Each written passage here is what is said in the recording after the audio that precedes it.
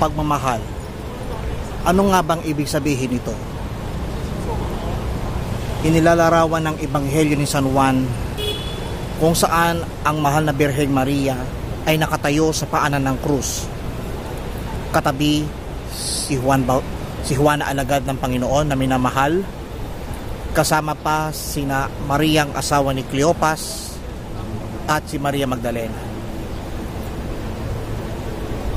At nang mapansin ng Panginoong Hesus ang kanyang ina na nagdadalamhati dahil sa kanyang hirap, ay kanyang winika, "Ginang, narito ang iyong anak." At sinabi pa sa minamahal niyang alagad na si Juan, "Narito ang iyong ina." Doon masasalamin natin ang tinatawag na word of affection. Gaano kadama ang pagmamahal ng ina sa isang Kristong nakapako sa krus. Diyan masasalamin natin na tayo mga mananampalataya ay patuloy na magtitiwala sa Kanya.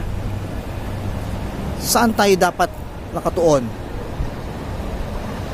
Sa mga material na bagay o sa pagmamahal ng isang ina?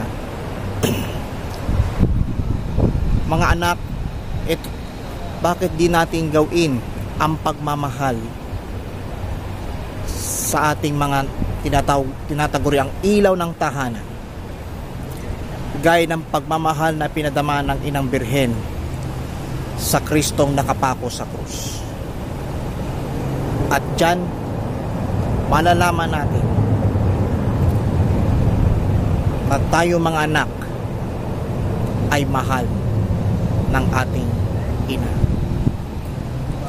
Maliwanag na sinabi ng Panginoong Hesus, "Narito ang iyong anak, narito ang iyong